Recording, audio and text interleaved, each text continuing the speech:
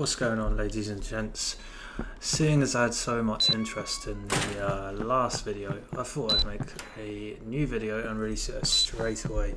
So let's get straight into it. Basically, if you watched my last video, there was a lot of flaws. There was a lot of situations where base defense is kind of hard for a solo.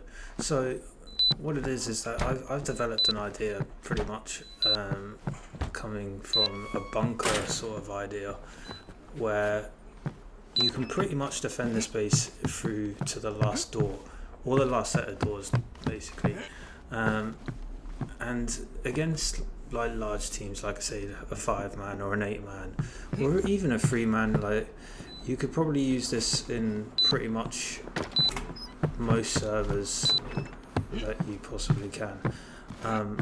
Obviously I know that some don't have the same base building sort of mod, so you'd have to figure that out yourself, how you could sort of use this idea to essentially defend your own base.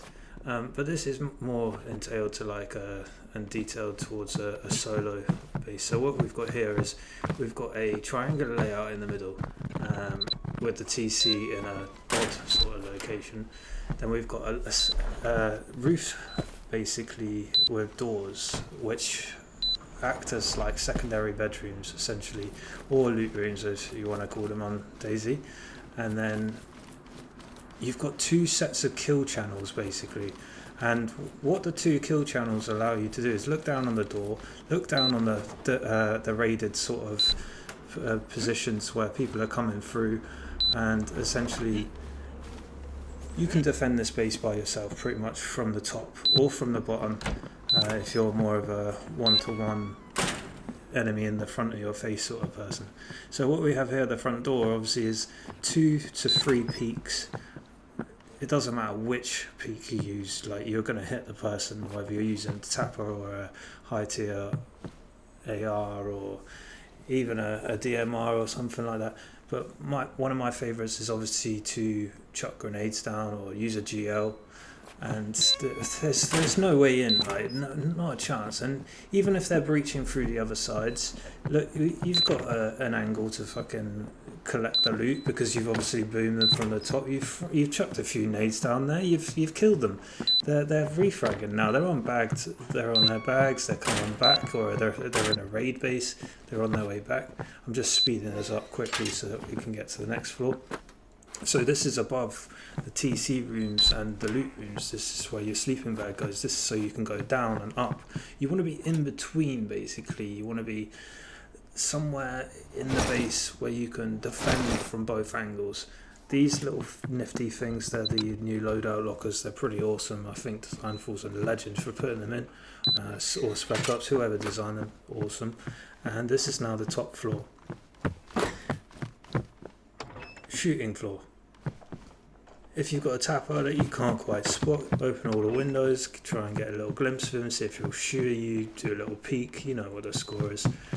And obviously you can look back down into the landing pad also, and you've got secondary peaks from up top. Now these are the peaks that look down on all possible raid angles. Like I've covered everything here. Like there's not a single bit where you cannot look down on any enemy trying to fucking peek or trying to breach your core pretty much.